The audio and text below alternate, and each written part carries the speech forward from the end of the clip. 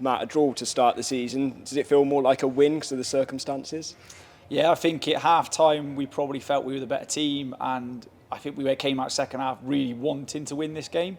But when you then go 3-2 behind quite quickly and you get the dying minutes of the game and then you nick one just at the end to get the equaliser, it does have that sort of feel about it that you did get the win. You see the difference in the players coming off the pitch, and I think ours were ecstatic and theirs were a bit deflated. So we'll take the point. We're unbeaten to start, and yeah, we're happy with that. It's an exciting old game to watch. What's it like for a manager to watch? Frustrating.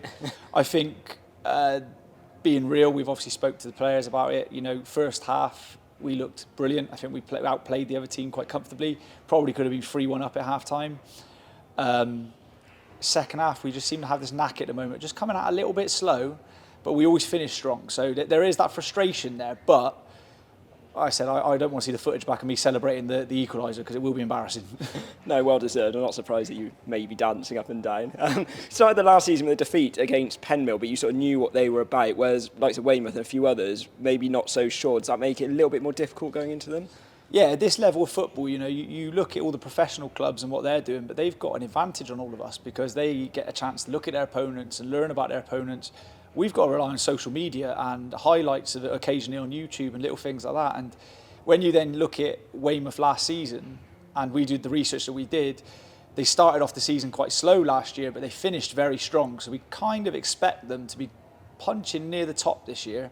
So for us to come into this league, kind of not knowing where we are, because we've just been promoted, I think we did well to get the result today, and we're looking to keep building on that. But it is one of those things where it can be a little bit frustrating, where you go into a game kind of half unknown, and at half time then you kind of realise what's going on.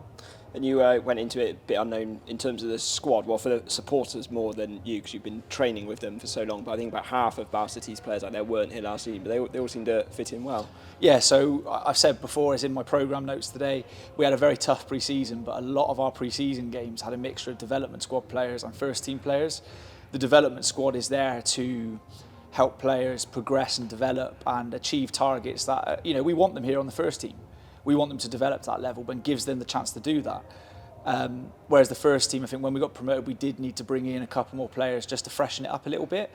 But with us mixing it in pre-season so we let everyone have a chance, I think everyone's benefited from it because the new players have gelled in with an entire squad. They look good today.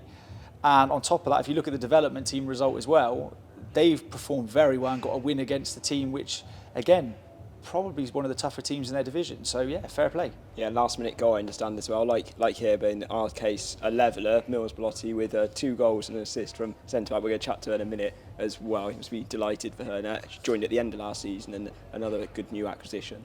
Oh, 100%. Obviously, we knew what Mills could do early on. We chased her since September last season.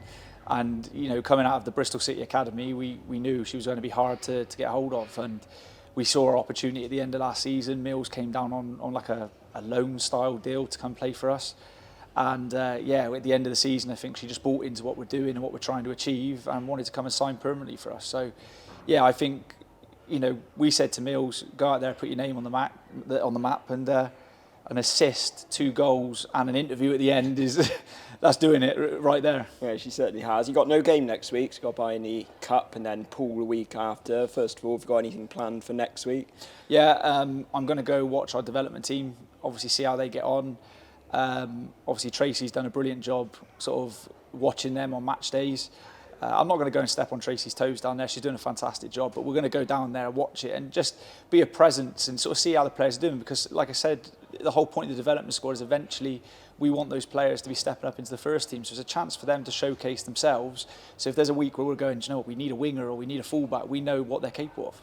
And Paul the week after, I think after a winning start today, expecting that to be a tough challenge.